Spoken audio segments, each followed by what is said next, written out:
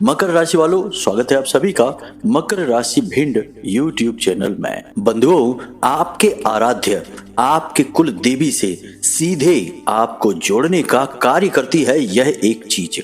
आपके कुल देवी या देवता की या आपके आराध्य की सीधी कृपा आपको दिलवाती है यह एक छोटी सी चीज। इस एक चीज को बस आपको सोते समय अपनी तकिए के नीचे रखकर सोना है। उसके बाद स्वयं देवी देवता आपसे संपर्क करेंगे, सपने के माध्यम से आपको दर्शन देंगे और आपकी हर एक मनोकामना को खुद आगे बढ़कर पूरी करेंगे। यह एक चीज इतनी चमत्कारी है कि इसके बारे में वेदों में, पुराणों में खुलकर चर्चा मिलती है। प्राचीन काल में इस एक चीज का प्रयोग ऋषि मुनि अपने लिए किया करते थे ताकि वे दिव्य शक्तियों से सीधे जुड़ सकें, उनका आशीर्वाद प्राप्त कर सकें और अपनी तपस्या को सिद्ध करके मनवांछित वरदान भगवान से, ईश्वर से प्राप्त कर सकें। समय के साथ साथ जब माहौल बदला, वातावरण बदला, तो लोग इस एक चीज के विषय में सब कुछ भूल गए।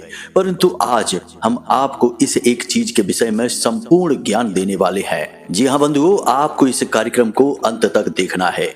गलती से भी, भूल से भी इस कार्यक्रम को मिस मत कर देना, वरना यह इस नए वर्ष की आपकी सबसे बड़ी भूल होगी। वैसे तो हमने आपको इस प्रकार की चीजों के बारे में पहले भी बताया है, परंतु इस चीज के विषय में हम आपको पहली बार बताने जा रहे हैं।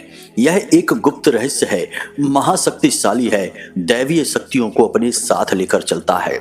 बस जरूरत है तो सही विधि विधान और नियम के साथ इस एक चीज का प्रयोग करना। जब आप इसे प्रयोग करना सीख जाएंगे, जो कि हम आपको अच्छी तरह से सिखाने वाले हैं, तो आप खुद दिव्य शक्तियों के सीधे संपर्क में आ जाएंगे। फिर आपकी जो भी परेशानियां हैं, इच्छाएं हैं, उन्हें आप सीधे अपने देवताओं को बता सकते हैं और देवता आपका मार्गदर्शन करेंगे, आपको गलतियां करने से बचाएंगे और आपको एक ऐसे रास्ते पर लेकर जाएंगे जहां केवल और केवल खुशियां हैं, कामयाबी है और स्वर्ग के समान सुंदर जीवन है।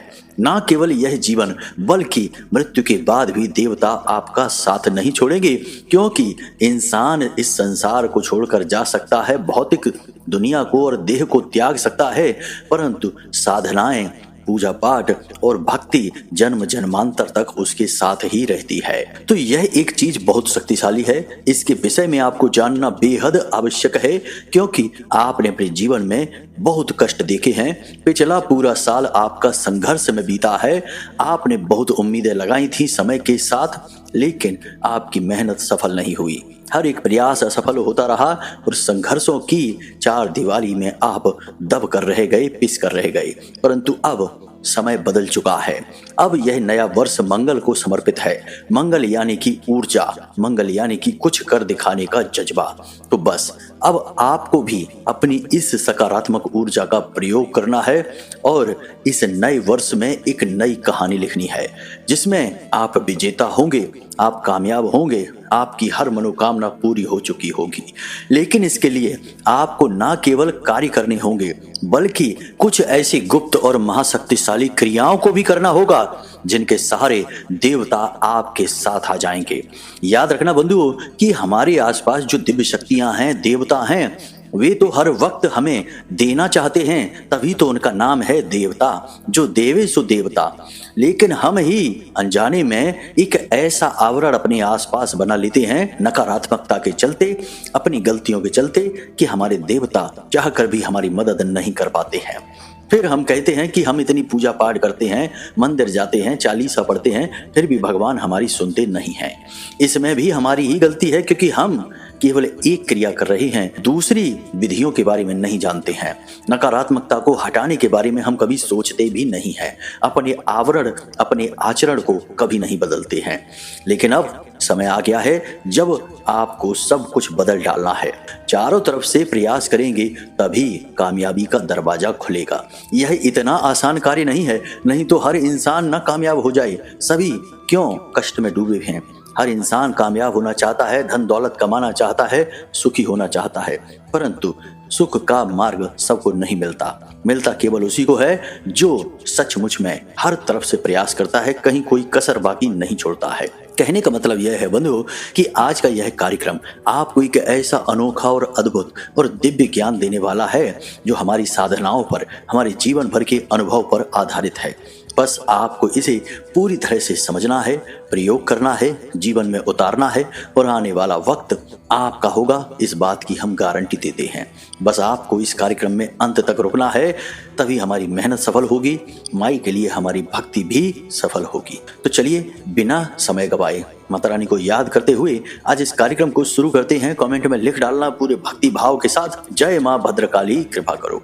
महामाई इतनी दयालु है कि आपके ऊपर निश्चित कृपा करेंगी, हमें पूर्ण विश्वास है। बस भाव पक्का होना चाहिए। इसी के साथ साथ बंधुओं, यदि आप इस चैनल कार्यक्रम पर पहली बार आए हैं तो आप इस चैनल को सब्सक्राइब अवश्य कर लें।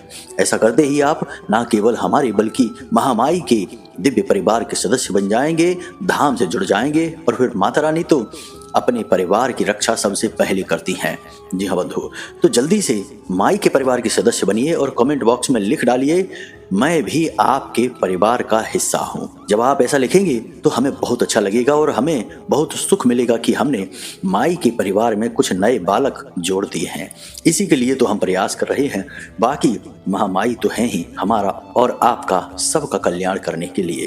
तो चलिए बंधुओं, इसी शुभ विचार के साथ आज के इस कार्यक्रम को शुरू करते हैं। मूल विषय पर आते हैं, अब आप ध्यान से सुनिए। गुरुजी एक बात बताओ, आप कहते हो वीडियो में कुंडली का विश्लेषण करवाओ, क्या कुंडली का विश्लेषण करवाना जरूरी है? हाँ, कुंडली का विश्लेषण करवाना जरूरी है। क्यों जरूरी है? देखो, जैसे हम बीमार होते हैं तो हम डॉक्टर के पास जाते हैं, अपनी रिपोर्ट लेकर जाते हैं और रिपोर्ट के आधार पर डॉक्टर हमें दवाइयां देता है और वे दवाइयां जब हम खाते हैं तो हमें आराम भी मिलता है और हम जल्दी ठीक भी हो जाते हैं।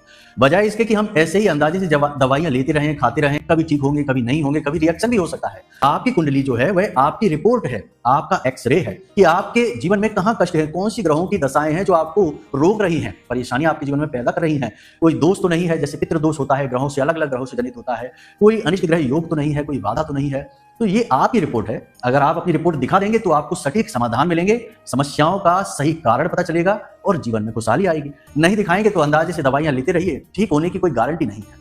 बंधुओं, एक कहावत कही जाती है, विनाश काले विपरीत बुद्धि। जब इंसान का बुरा वक्त आता है तो उसकी बुद्धि एकदम उल्टी हो जाती है। वह ऐसे कार्य करने लगता है कि बर्बादी उसका इंतजार करती है और एक दिन वह उसी बर्बादी में डूबकर मिट जाता है।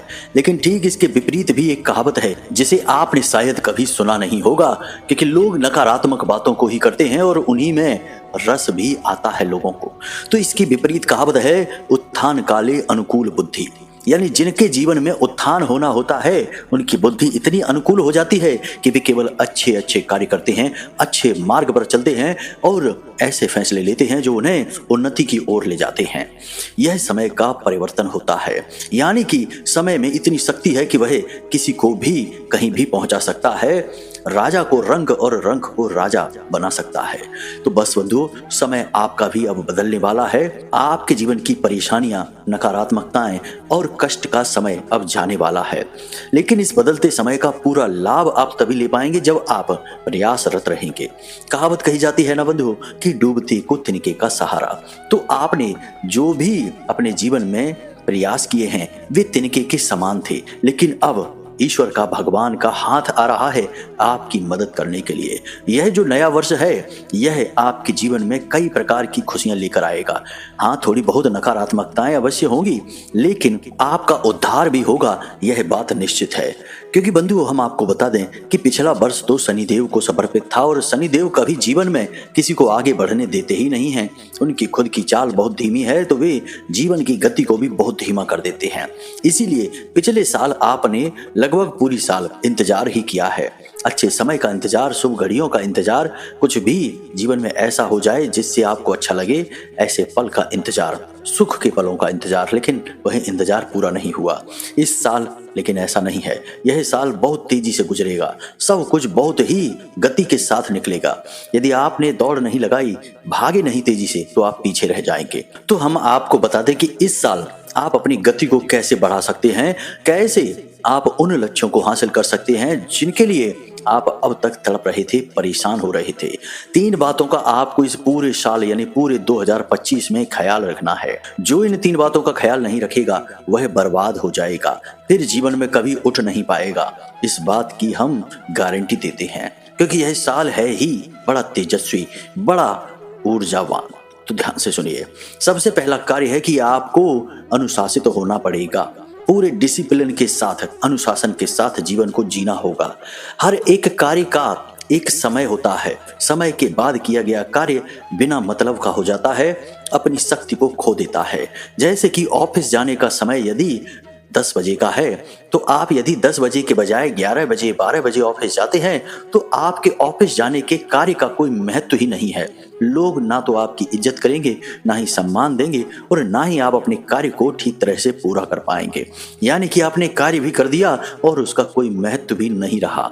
इसी तरह से हम कहते हैं कि हर एक कार्य का अपना महत्व है, समय है। तो इस समय की शक्ति को पहचानना है। हर कार्य को बिल्कुल टाइम पर पूरा करना है।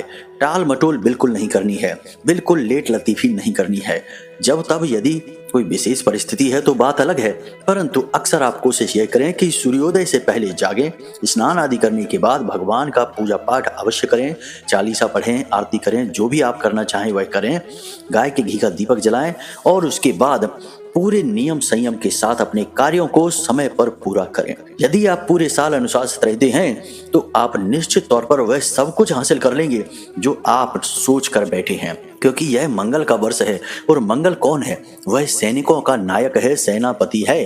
अनुशासन तो उसके रग रग में है, तो अनुशासन में आपको भी रहना होगा। दूसरा नियम यह है कि इस पूरे वर्ष आपको अपनी वाणी पर, अपने मन पर नियंत्रण रखना होगा। जी हाँ बंधुओं, कहने का मतलब यह है कि आप उल्टा सीधा कुछ भी खाएंगे नहीं, उल्टा सीधा कहीं घूमेंगे नहीं, समय बर्बाद नहीं करेंगे, उल्टा सीधा खाकर अपनी सेहत बर्बाद नहीं करेंगे, और सबसे महत्वपूर्ण कि उल्टा सीधा किसी से कुछ भी बोलेंगे नहीं।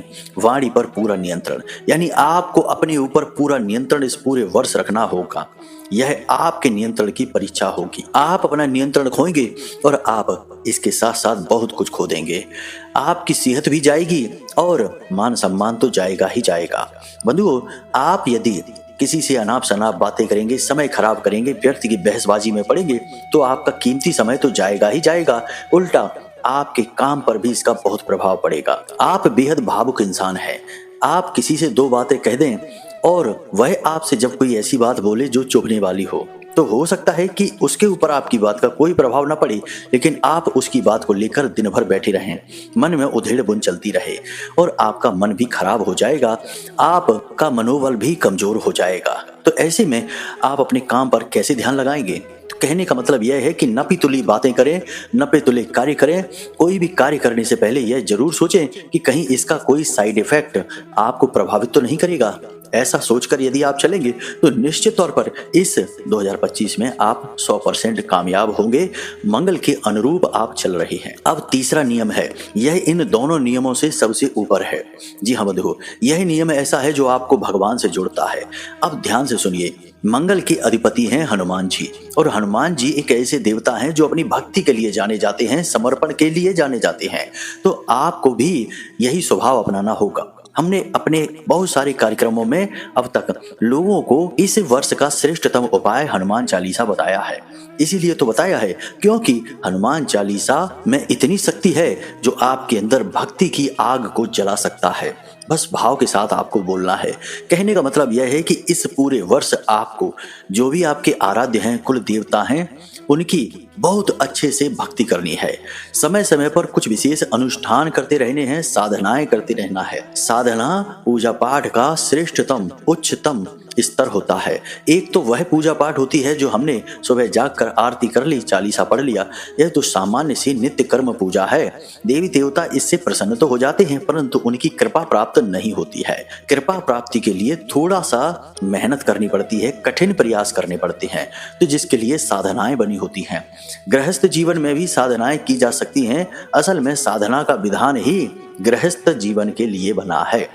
तो आपको क्या करना है, जो भी आपके आराध्य हैं, चाहे माँ दुर्गा हो या फिर माँ बगलामुखी भद्रकाली हो या हनुमान जी, भगवान श्री कृष्ण हो, जो भी हो, उनके लिए जो विशेष पूजा पाठ के अनुष्ठान होते हैं, उनके साथ साथ कुछ विशेष साधनाएं भी होती हैं। किसी की 31 दिन की, किसी की 41 दिन की, किसी की केवल 11 दिन की। जैसे हनुमान जी का 100 चालीसा पाठ का एक अनुष्ठान होता है। इसे आप यदि 11 दिन कर डालते हैं तो हनुमान जी स्वयं आपकी हर मनोकामना पूरी करेंगे, बिल्कुल आपके मन के अनुसार करेंगे। यह कैसे होता है? याद रखना कि साधना में मेहनत बहुत लगती है। तो यह कैसे होगा? किसी मंगलवार के दिन से आप इस क्रिया को शुरू करें। प्रतिदिन 100 हनुमान चालीसा का पाठ करना है। हनुमान चालीसा में खुद ही लिखा है, जो 100 बार पाठ कर कोई, छूटे बंद महासुख होई। महासुख मिलता है, जी बंधुओं, जो सुखों से बहुत ऊपर होता है, भगवान का दिया होता है। तो 100 बार का मतलब है 100 बार। तो जब आप प्रतिदिन 100 हनुमान चालीसा पाठ का संकल्प लेते हैं और 11 दिनों तक लगातार ऐसा करते हैं तो हनुमान जी की विशेष कृपा, किसी किसी को तो हनुमान जी के दर्शन भी हो जाते हैं सपने में, अनुभूतियों में। कभी देवता साक्षात प्रकट नहीं होते, यह इतना आसान नहीं है। नहीं तो हर गली में 2-4 लोग हनुमान जी को दर्शन किए बैठे मिले, लेकिन ऐसा नहीं होता है। जीवन भर की तपस्या लगती है तब देवता प्रकट होते हैं, परंतु उनकी अनुभूतियां जरा सी मेहनत से आ जाती हैं या सपने में उनके दर्शन भी होने लगते हैं, तो आपको भी हो जाएंगे। तो पूरी साल में कभी तो आप यह कर लें, इसमें कोई बहुत ज्यादा बड़ा प्रयास नहीं है। एक 100 हनुमान चालीसा पाठ में आपको 3 या 4 घंटे लगने हैं, तो 10 या 11 दिन का यह मेहनत का प्रयास है, परंतु हनुमान जी का जीवन भर का साथ भी तो मिलेगा। तो 11 दिन का यह कठोर संकल्प कर डालिए, खूब मेहनत करिए और आपको निश्चित सफलता मिलेगी। इसी प्रकार हर देवता की कुछ विशेष साधनाएं होती हैं। यदि आप किसी विशेष देवता के विषय में किसी विशेष साधना को जानना चाहते हैं तो आप हमें कमेंट करना या वीडियो में दिए गए नंबर पर व्हाट्सएप मैसेज करना, तो हम आपको आपके मनवांछित देवता की विशेष साधना बता देंगे। कैसे करनी है, किस प्रकार करनी है, आप उसे करना शुरू करना। विशेष नियम और दिन के आधार पर साधनाएं होती हैं, यूं ही कभी भी नहीं कर ली जाती हैं। तो सारी चीजें आपको हम बता देंगे। आगे आने वाले कार्यक्रमों में भी हम साधनाओं के विषय में चर्चा अवश्य करेंगे। बंधुओं, सामान्य जानकारी तो सभी देते हैं, लेकिन जानकारी वह जो जीवन में सचमुच में क्रांतिकारी बदलाव लेकर आए, वही श्रेष्ठतम होती है और जो जीवन भर साथ भी दे। जी हाँ बंधुओं, तो हम केवल उपाय नहीं बताते, बल्कि आपको जीवन भर चलने वाली क्रियाएं बताते हैं, जीवन भर लाभ देने वाले उपाय बताते हैं। यह छोटी मोटी बातें नहीं है, जीवन का अनुभव है हमारा। तो बंधुओं, यहाँ तक आपको समझ में आ गया कि इस पूरे वर्ष को आप कैसे मंगलमय बनाएंगे, अपने मन के अनुकूल बनाएंगे, अपनी मनोकामनाएं पूरी करवाएंगे। अब हम आपको बताते हैं मूल विषय को, यानी कि उस एक चीज के विषय में जिसे आपको प्रतिदिन अपनी तकिए के नीचे रखकर सोना है। सोते समय जब आप किसी भी चीज के संपर्क में रहते हैं तो उस चीज की ऊर्जा आपको प्रभावित करती है। याद रखना कि चीजों में अपनी विशेष ऊर्जाएं होती हैं, यहाँ तक कि हमारे कपड़े लत्ते, हमारे जूते चप्पल, हर एक चीज जो हमारे आसपास है उसकी एक अपनी विशेष ऊर्जा है। आप जब अलग अलग रंगों के कपड़े पहनते हैं तो आपके मन के भाव भी बदलते रहते हैं। सफेद कुर्ता पजामा पहनेंगे तो कुछ और भाव है, काला कुर्ता पायजामा पहनेंगे तो कुछ अलग भाव है, पीले रंग के कपड़े पहनेंगे तो कुछ अलग भाव है। यानी रंगों की भी अपनी खास ऊर्जा है। इसीलिए जिस भी दैवी शक्ति के लोग संपर्क में होते हैं, साधना में होते हैं, तो वे उसी देवी शक्ति के अनुरूप रंगों के कपड़े पहनते हैं। काली की पूजा करने वाले काले रंग के या लाल रंग के कपड़े पहनते हैं, शनिदेव की पूजा करने वाले काले रंग के कपड़े पहनते हैं, या फिर भगवान श्री कृष्ण या माँ बगलामुखी की पूजा करने वाले पीले रंग के कपड़े पहनते हैं। तो यह रंगों की ऊर्जा है। यहाँ तक आपको समझ में आ गया कि चीजों की ऊर्जाएं होती हैं जो हमें प्रभावित करती हैं। जब हम सो जाते हैं तो हमारा जो सूक्ष्म शरीर है वह अनंत कोटि ब्रह्मांडों की और अलग अलग लोकों की यात्राओं पर निकल जाता है। तभी तो हमें सपने में विचित्र चीजें दिखाई देती हैं। हम सोचते हैं कि भला यह क्या चीज थी, हमने क्या सपने में देख लिया। ऐसा तो हमने कभी वास्तविकता में देखा नहीं, सोचा नहीं, कभी इसके विषय में चर्चा भी नहीं हुई, लेकिन यह हमें सपने में कैसे दिख गया। तो यह हमारा सूक्ष्म शरीर होता है। अब यह सूक्ष्म शरीर बाधाओं से परे होता है, भौतिकता से परे होता है। यह किसी भी लोक में जा सकता है।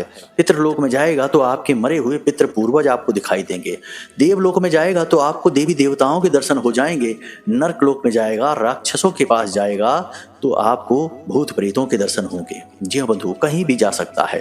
तो अब आपको इसी शक्ति का प्रयोग करना है। हम आपको एक ऐसी चीज के बारे में बताने जा रहे हैं जिससे आपको प्रतिदिन तकिए के नीचे रखकर सोना है, और जिस भी देवी देवता से आप जुड़ना चाहते हैं उस देवी देवता को याद करना है। उन्हें याद करते हुए उनके भाव के साथ ही आपको इस चीज का प्रयोग करना है, तो वे देवता स्वयं आपसे संपर्क करेंगे। सपने के माध्यम से आपको उनके दर्शन होंगे, उनसे मार्गदर्शन भी प्राप्त होगा। जी हाँ बंधुओं, यह छोटी बात नहीं है, बहुत बड़ी बात है, और हम आपको गारंटी के साथ कहते हैं कि ऐसा होता है। बहुत सारे लोगों के साथ ऐसा हमने पहले होते हुए देखा है। लोग कहते हैं कि गुरुजी, हमें सपने में हनुमान जी दिखाई दिए, बहुत बड़ा मंदिर था, वहां पर हमने हनुमान जी की बड़ी सी मूर्ति देखी। कोई कहता है कि हमें भोले बाबा के दर्शन हुए। अलग अलग प्रकार के लोगों के अनुभव होते हैं।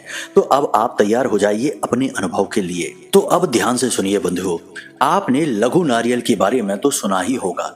यदि नहीं सुना है तो हम आपको बता देते हैं। जिस प्रकार नारियल होता है, पूजा पाठ में प्रयोग किया जाता है। अलग अलग विधियों से नारियल को जागृत शक्ति माना जाता है, और देवी देवताओं को नारियल का प्रसाद या भोग इसीलिए लगाया जाता है क्योंकि यह सीधे सीधे देवी देवताओं से संपर्क बना सकता है।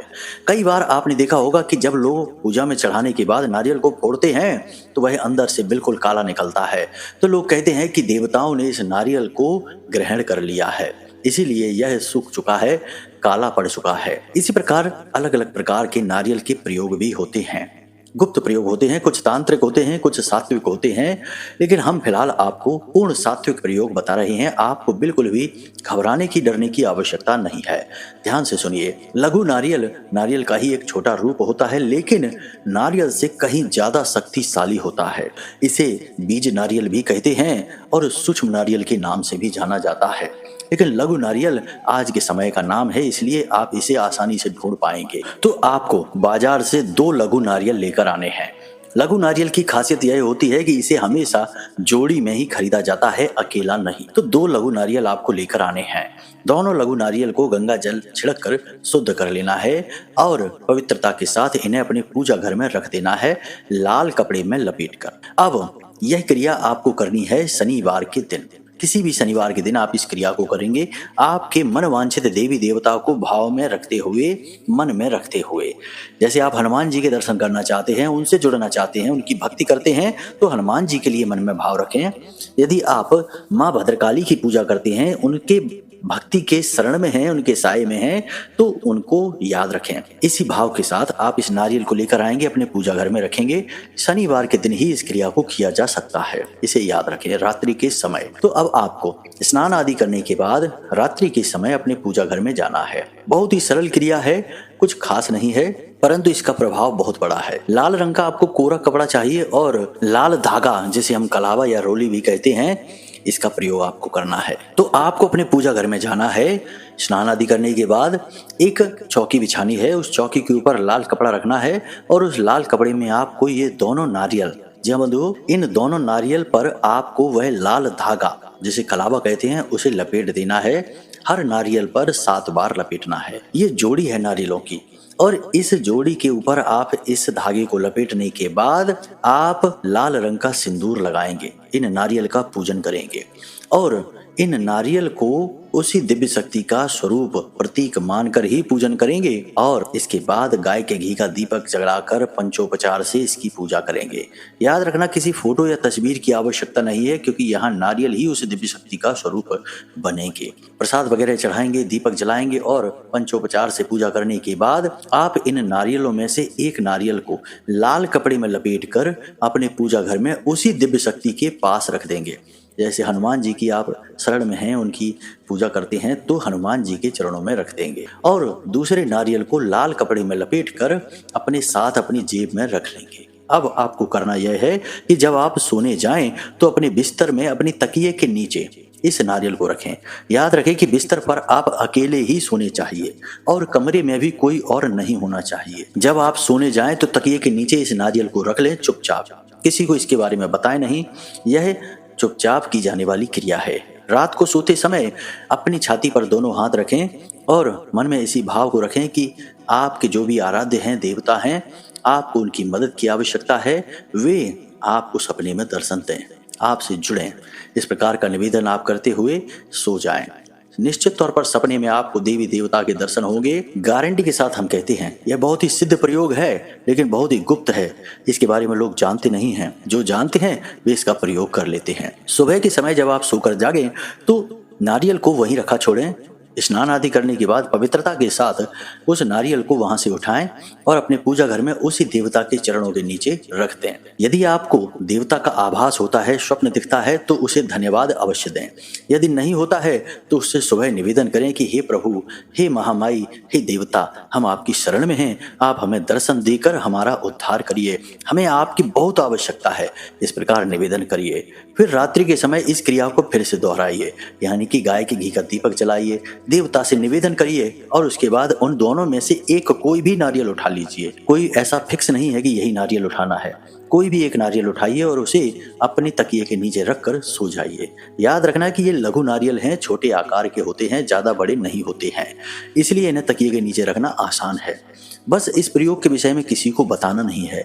7 दिन के अंदर अंदर देवता की शुद्ध अनुभूति आपको होगी, श्रेष्ठ मार्गदर्शन प्राप्त होगा और आपका जीवन बिल्कुल बदल जाएगा। आप स्वयं भी पूर्ण रूप से बदल जाएंगे। इस बात की हम गारंटी देते हैं। पूरे भरोसे के साथ, आस्तिकता के साथ, धार्मिकता के साथ इस प्रयोग को करिए और आश्चर्यजनक परिणाम है इस प्रयोग के। आपको भी खुद बहुत आश्चर्य होगा कि यह प्रयोग कितना शक्तिशाली है और कितना सरल भी है। याद रखना बंधुओं कि ज्यादातर जो शक्तिशाली विधियां हैं वो सरल ही होती हैं। ज्यादा दिखावेबाजी, ढोंग और ड्रामेबाजी की आवश्यकता नहीं होती। दिव्य शक्तियों से जुड़ने के लिए सरल स्वभाव से ही देवता प्रभावित होते हैं। तुलसी बाबा ने श्री रामचरितमानस में क्या लिख दिया? निर्मल मन जन सो मोहि पावा, मोहि छल छिद्र कपट नहीं भावा। तो यही तो देवता कहते हैं। तो सरलता के पीछे न जाइए। बड़ा ही शक्तिशाली यह प्रयोग है, इसे करिए। फिर इसके परिणाम क्या हुए आप हमें कमेंट करके अवश्य बताना, या वीडियो में दिए गए नंबर पर व्हाट्सएप मैसेज करके बताना। हमें भी इंतजार रहेगा। हमने तो इस प्रयोग को हजारों बार अपनाया है और इसके सर्वोत्तम परिणाम प्राप्त किए हैं। सीधे माता रानी के दर्शन किए हैं। कोई माने या ना माने, लेकिन हम कहते हैं आपको कि हमने माई के सीधे दर्शन किए हैं, तो आपको भी होंगे। बस आपको भाव बनाना है। तो चलिए इसी के साथ साथ आज के इस कार्यक्रम को यही समाप्त करते हैं। यदि कोई प्रश्न आपके मन में उठे तो आप वीडियो में दिए गए नंबर पर फोन करके पूछ सकते हैं।